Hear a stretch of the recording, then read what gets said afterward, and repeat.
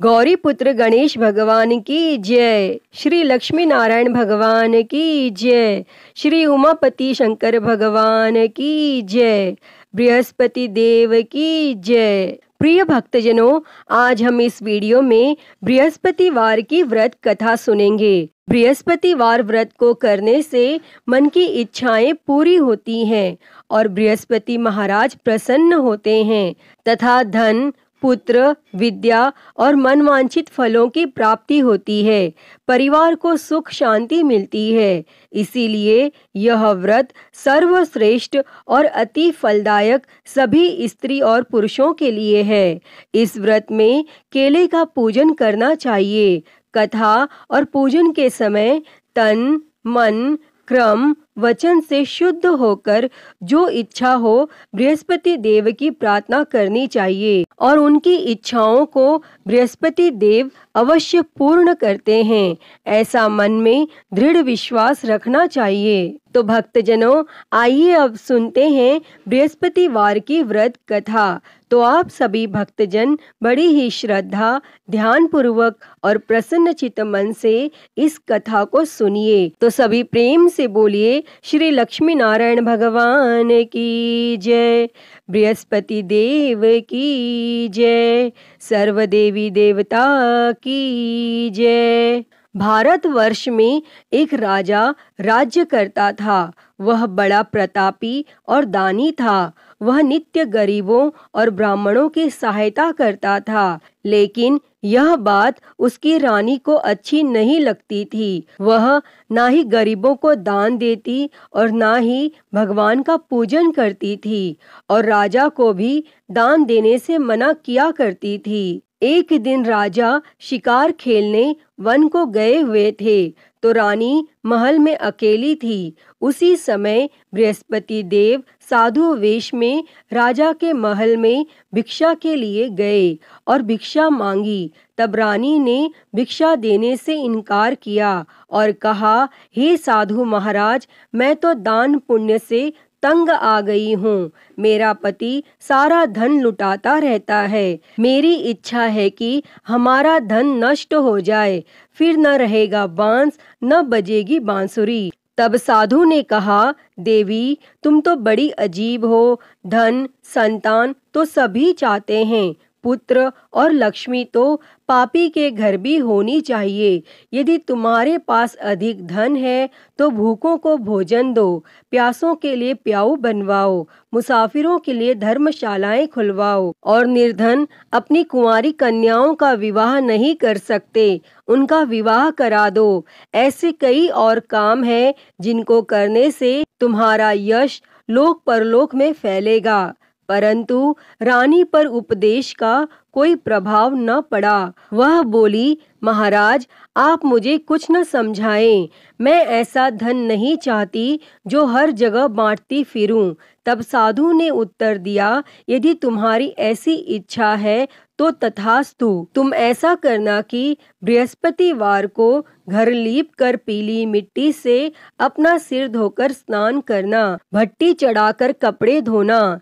ऐसा करने से आपका सारा धन नष्ट हो जाएगा। और इतना कहकर वह साधु महाराज वहां से आलोप हो गए। तब साधु के अनुसार कही बातों को पूरा करते हुए रानी को केवल 3 बृहस्पतिवार ही बीते थे कि उसकी समस्त धन संपत्ति नष्ट हो गई और भोजन के लिए राजा का परिवार तरसने लगा। तब एक दिन राजा ने रानी से बोला कि हे रानी, तुम यहीं रहो, मैं दूसरे देश को जाता हूँ, क्योंकि यहाँ पर सभी लोग मुझे जानते हैं, इसीलिए मैं कोई छोटा कार्य नहीं कर सकता। तब ऐसा कहकर राजा परदेश चला गया और वहाँ वह जंगल से लकड़ी काटकर लाता और शहर में बेचता और इस तरह वह अपना जीवन व्यतीत करने लगा।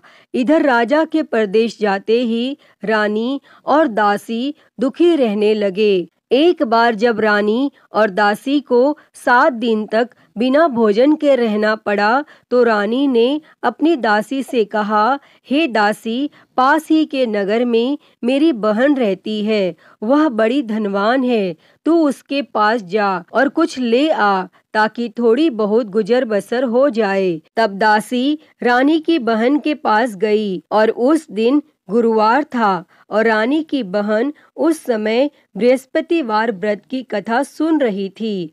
तब दासी ने रानी की बहन को अपनी रानी का संदेश दिया, लेकिन रानी की बड़ी बहन ने कोई उत्तर नहीं दिया। और जब दासी को रानी की बहन से कोई उत्तर नहीं मिला तो वह बहुत दुखी हुई और उसे क्रोध भी आया और दासी ने वापस आकर रानी को सारी बात बता दी। तब सुनकर रानी ने अपने भाग्य को कोसा और उधर रानी की बहन ने सोचा कि मेरी बहन की दासी आई थी, परंतु मैं उससे नहीं बोली और इससे वह बहुत दुखी हुई होगी। और वह कथा सुनकर और पूजन समाप्त करके अपनी बहन के घर आई और कहने लगी, मैं बृहस्पतिवार का व्रत कर रही थी, तुम्हारी दासी मेरे घर आई थी, परंतु जब तक कथा होती है तब तक न तो उठते हैं और न ही बोलते हैं, इसीलिए मैं नहीं बोली। कहो दासी क्यों गई थी? तब रानी बोली, बहन तुमसे क्या छिपाऊं, हमारे घर में खाने तक को अनाज नहीं था। और ऐसा कहते कहते रानी की आंखें भर आई। उसने दासी समेत पिछले 7 दिनों में भूखे रहने तक की बात अपनी बहन को विस्तार पूर्वक सुना दी। तब रानी की बहन बोली, देखो बहन, भगवान बृहस्पति देव सबकी मनोकामना को पूर्ण करते हैं।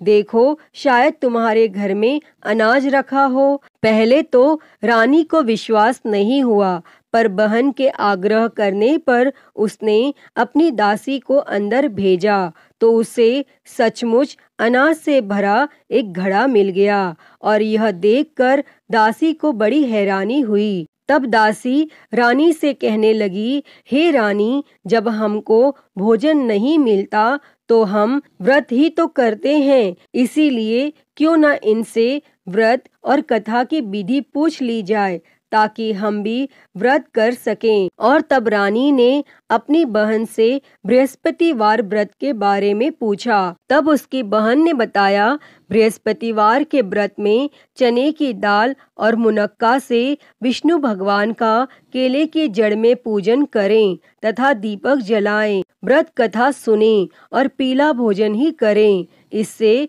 बृहस्पति देव प्रसन्न होते हैं। व्रत और पूजन विधि बताकर रानी की बहन अपने घर को लौट गई और 7 दिन के बाद जब गुरुवार आया तो रानी और दासी ने व्रत रखा।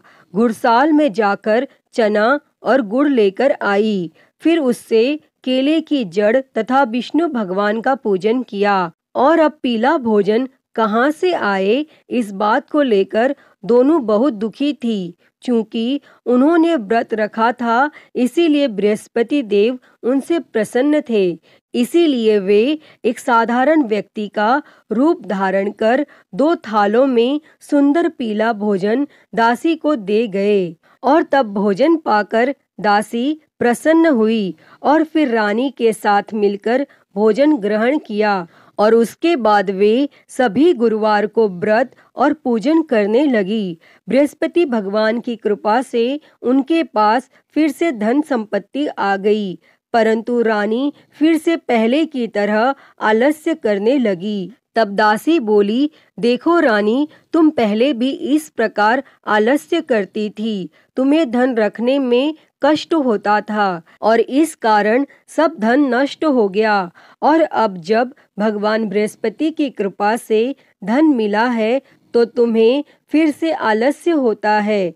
और रानी को समझाते हुए दासी कहती है कि बड़ी मुसीबतों के बाद हमने यह धन पाया है, इसीलिए हमें दान पुण्य करना चाहिए, भूखे मनुष्यों को भोजन कराना चाहिए और धन को शुभ कार्यों में खर्च करना चाहिए, जिससे तुम्हारे कुल का यश बढ़ेगा, स्वर्ग की प्राप्ति होगी और पितर प्रसन्न होंगे। और तब दासी की बात मानकर रानी अपना धन शुभ कार्यों में खर्च करने लगी, जिससे पूरे नगर में उसका यश फैलने लगा। और बृहस्पतिवार व्रत कथा के बाद श्रद्धा के साथ आरती की जानी चाहिए। इसके बाद प्रसाद बांटकर उसे ग्रहण करना चाहिए। और यहाँ एक दिन राजा दुखी होकर जंगल में एक पेड़ के नीचे आसन जमाकर बैठ गया। वह अपनी दशा को याद करके व्याकुल होने लगा और बृहस्पतिवार का दिन था।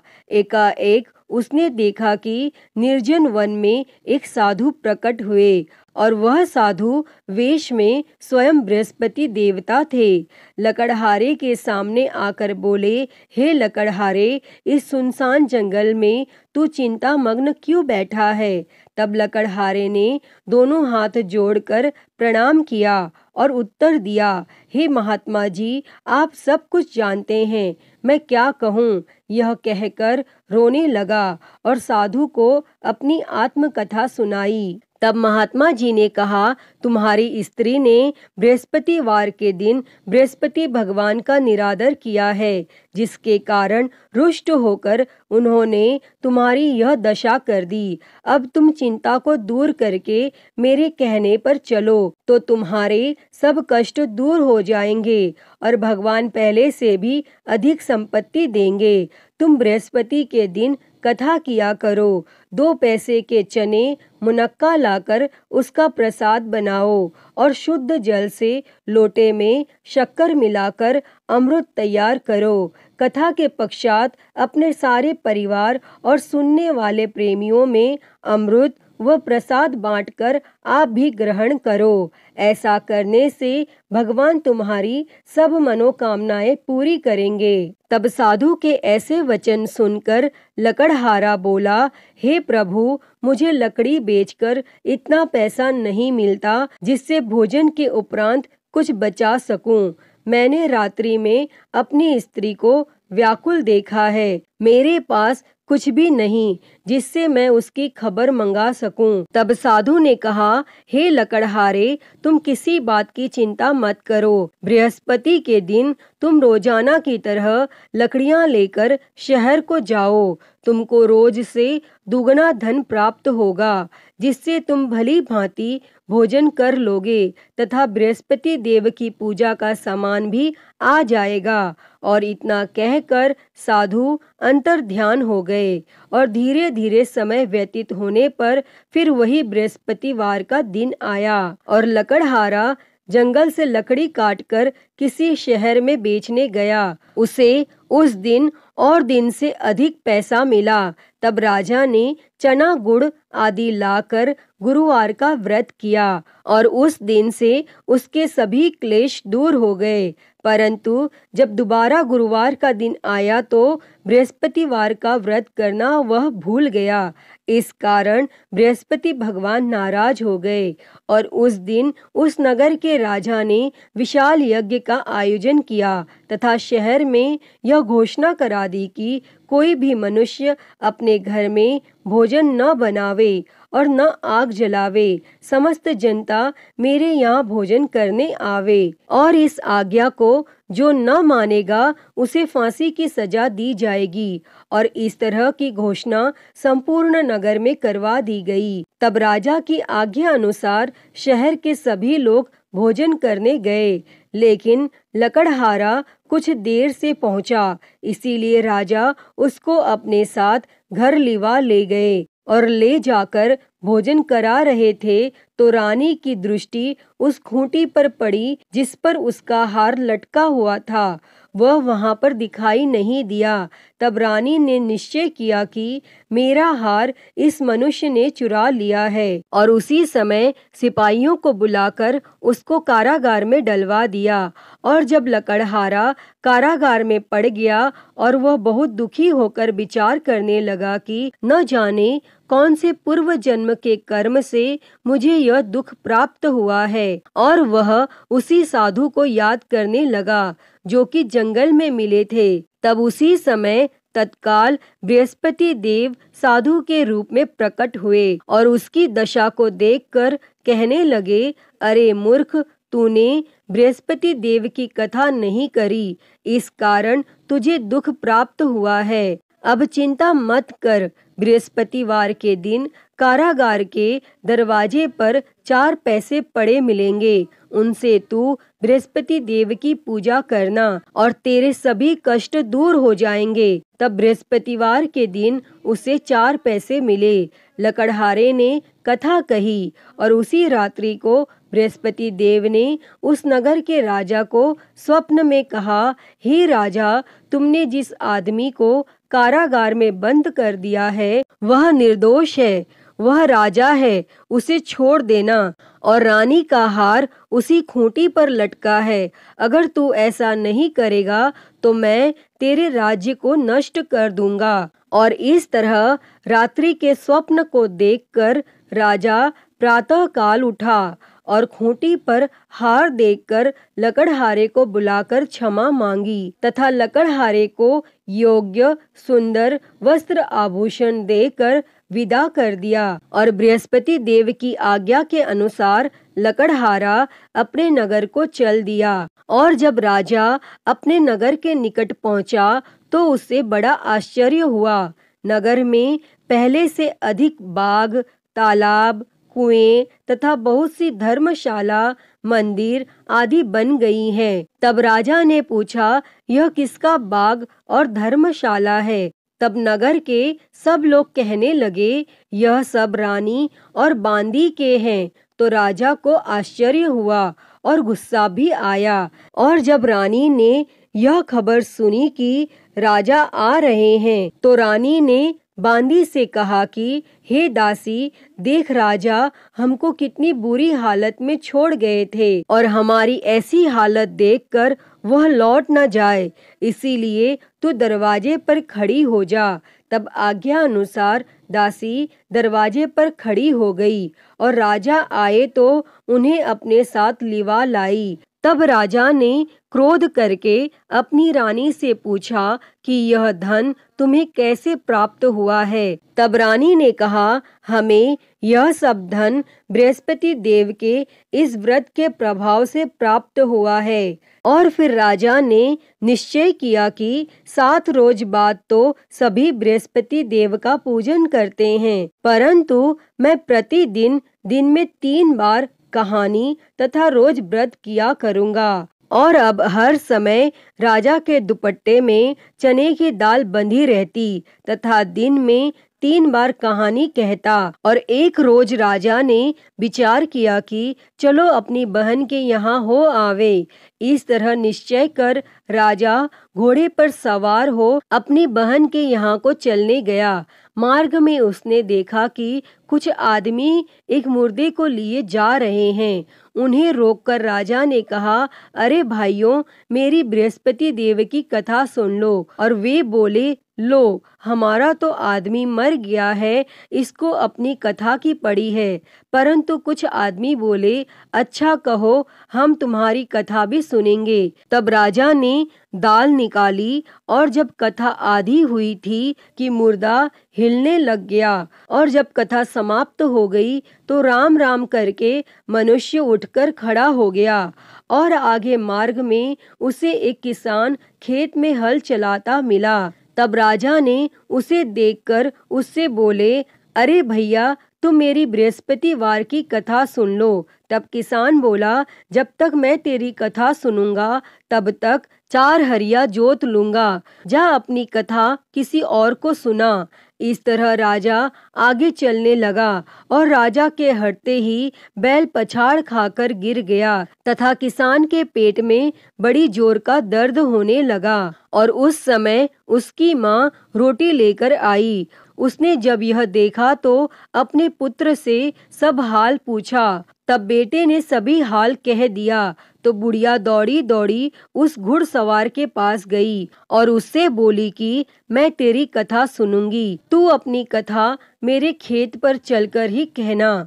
तब राजा ने बुढ़िया के खेत पर जाकर कथा कही और जिसके सुनते ही वह बैल उठ खड़ा हुआ तथा किसान के पेट का दर्द भी बंद हो गया। और राजा अपनी बहन के घर पहुंचा और बहन ने भाई की खूब मेहमानी की। दूसरे रोज प्रातः काल राजा जगा तो वह देखने लगा कि सब लोग भोजन कर रहे हैं। तब राजा ने अपनी बहन से कहा, ऐसा कोई मनुष्य है जिसने भोजन नहीं किया हो, मेरी बृहस्पतिवार की कथा सुन ले। तब बहन बोली, हे भैया, यह देश ऐसा ही है कि पहले यहाँ लोग भोजन करते हैं, बाद में अन्य काम करते हैं। अगर कोई पड़ोस में हो तो देख आऊं।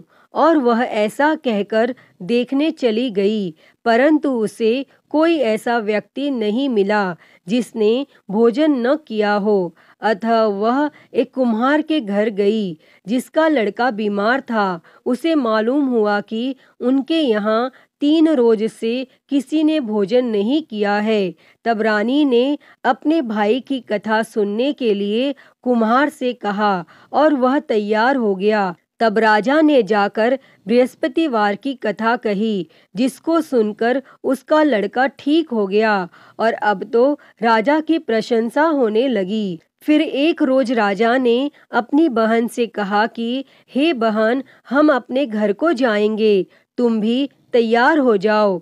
राजा की बहन ने अपनी सास से कहा। सास ने कहा, हाँ चली जा, परंतु अपने लड़कों को मत ले जाना, क्योंकि तेरे भाई की कोई औलाद नहीं है। और बहन ने अपने भैया से कहा, हे भैया, मैं तो चलूंगी, पर कोई बालक नहीं जाएगा। तब राजा बोला, जब कोई बालक नहीं चलेगा तब तुम भी क्या करोगी। और बड़े दुखी मन से राजा अपने नगर को लौट आया। और राजा ने अपनी रानी से कहा, हम निर्वंशी है, हमारा मुंह देखने का धर्म नहीं है। और फिर कुछ भोजन आदि भी नहीं किया।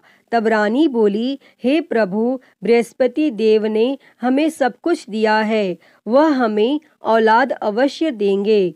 और उसी रात को बृहस्पति देव ने राजा से स्वप्न में कहा, हे राजा, उठ, सभी सोच त्याग दे, तेरी रानी गर्भ से है। तब राजा को यह बात सुनकर बड़ी खुशी हुई और 9वें महीने में उसके गर्भ से एक सुंदर पुत्र पैदा हुआ।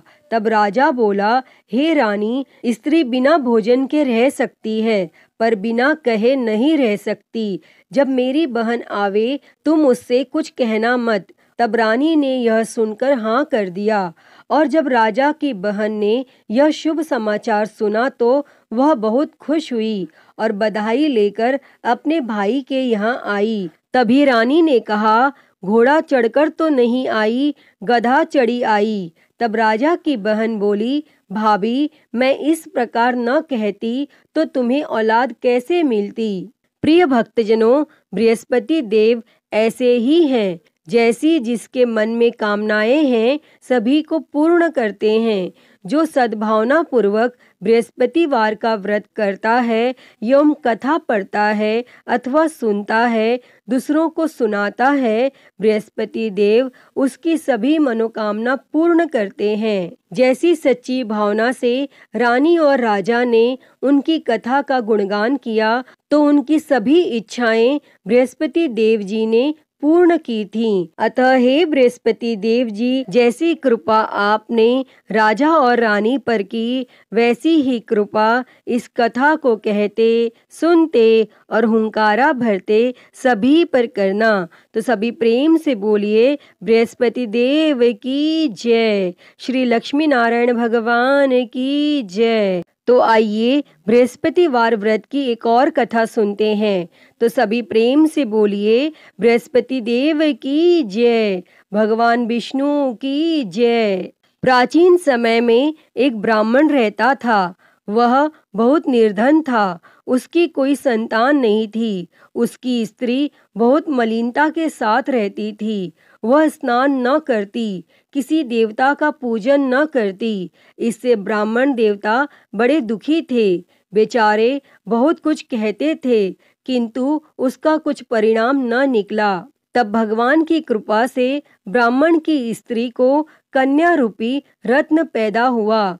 कन्या बड़ी होने पर प्रातः स्नान करके विष्णु भगवान का जाप वह बृहस्पतिवार का व्रत करने लगी और अपने पूजन पाठ को समाप्त करके विद्यालय जाती तो अपनी मुट्ठी में जौ भर के ले जाती और पाठशाला के मार्ग में डालती जाती। तब ये जौ स्वर्ण के हो जाते और लौटते समय वह उनको बीन कर घर ले आती थी। और एक दिन वह बालिका सूप में उस सोने के जौ को फटक कर साफ कर रही थी। तब उसके पिता ने देख लिया और कहा, हे बेटी, सोने के जौ के लिए सोने का सूप होना चाहिए। तब दूसरे दिन बृहस्पतिवार था और इस कन्या ने व्रत रखा और बृहस्पति देव से प्रार्थना करके कहा, मैंने आपकी पूजा सच्चे मन से की हो तो मेरे लिए सोने का सूप दे दो। तब बृहस्पति देव ने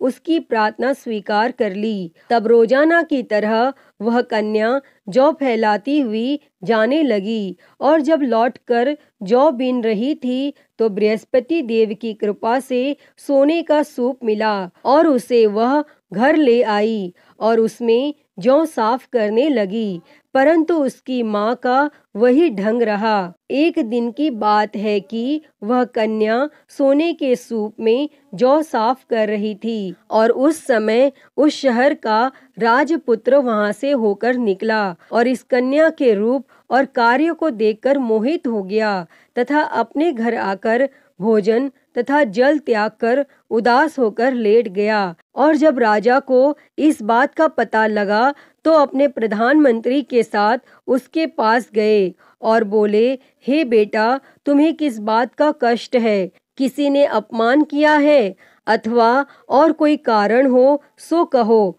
मैं वही कार्य करूँगा जिससे तुम्हें प्रसन्नता होगी। और तब अपने पिता की राजकुमार ने बातें सुनी तो वह बोला, मुझे आपकी कृपा से किसी बात का दुख नहीं है, किसी ने मेरा अपमान नहीं किया है, परंतु मैं उस लड़की से विवाह करना चाहता हूँ जो सोने के सूप में जौ साफ कर रही थी। और यह सुनकर राजा आश्चर्य में पड़ा और बोला, हे बेटा, इस तरह की कन्या का पता तुम ही लगाओ, मैं उसके साथ तेरा विवाह अवश्य ही करवा दूंगा। तब राजकुमार ने उस लड़की के घर का पता बतलाया और तब मंत्री उस लड़की के घर गए और ब्राह्मण देवता को सभी हाल बतलाया। तब ब्राह्मण देवता राजकुमार के साथ अपनी कन्या का विवाह करने के लिए तैयार हो गए तथा विधि विधान के अनुसार ब्राह्मण की कन्या का विवाह राजकुमार के साथ हो गया। और कन्या के घर से जाते ही पहले की भांति उस ब्राह्मण देवता के घर में गरीबी का निवास हो गया। और एक दिन दुखी होकर ब्राह्मण देवता अपनी पुत्री के पास गए। तब बेटी ने पिता की दुखी अवस्था को देखा और अपनी माँ का हाल पूछा। तब ब्राह्मण ने सभी हाल कहा। तब कन्या ने बहुत सा धन देकर अपने पिता को विदा कर दिया और इस तरह ब्राह्मण का कुछ समय सुखपूर्वक व्यतीत हुआ। परंतु कुछ दिन बाद फिर वही हाल हो गया। ब्राह्मण फिर अपनी कन्या के यहाँ गया और सारा हाल कहा तो लड़की बोली, हे पिताजी, आप माताजी को यहाँ लिवा लाओ, मैं उसे विधि बता दूंगी जिससे गरीबी दूर हो जाएगी। तब वह ब्राह्मण देवता अपनी स्त्री को साथ लेकर पहुँचे तो वह कन्या अपनी माँ को समझाने लगी, हे माँ, तुम प्रातः काल प्रथम स्नान आदि करके विष्णु भगवान का पूजन करो तो सब दरिद्रता दूर हो जाएगी।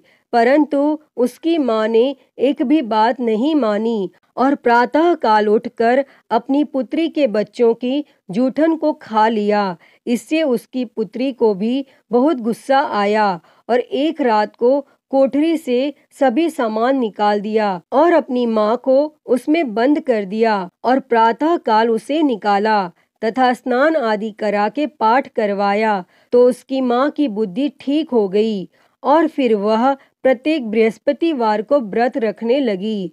इस व्रत के प्रभाव से उसके माँ बाप बहुत ही धनवान और पुत्रवान हो गए और बृहस्पति जी के प्रभाव से इस लोक के सुख भोग कर स्वर्ग को प्राप्त हुए। अतः हे बृहस्पति देव जी, जैसी कृपा आपने ब्राह्मण पुत्री पर की, वैसी ही कृपा इस कथा को कहते, सुनते और हुंकारा भरते सभी पर करना। सभी के जीवन से दरिद्रता दूर कर सभी के जीवन में धन संपत्ति और सुख समृद्धि देना। तो सभी प्रेम से बोलिए बृहस्पति देव की जय, श्री लक्ष्मी नारायण भगवान की जय। प्रिय भक्तजनों, तो मैं उम्मीद करती हूँ कि आपको आज की ये कथा पसंद आई होगी और अगर वीडियो अच्छी लगी हो तो इसे लाइक करें, ज़्यादा से ज़्यादा शेयर करें और कमेंट बॉक्स में बृहस्पति देव जी की जय लिखना ना भूलें और हरिहर भक्ति चैनल को सब्सक्राइब कर नोटिफिकेशन बेल को ज़रूर ऑन कर लें। हर हर महादेव। धन्यवाद।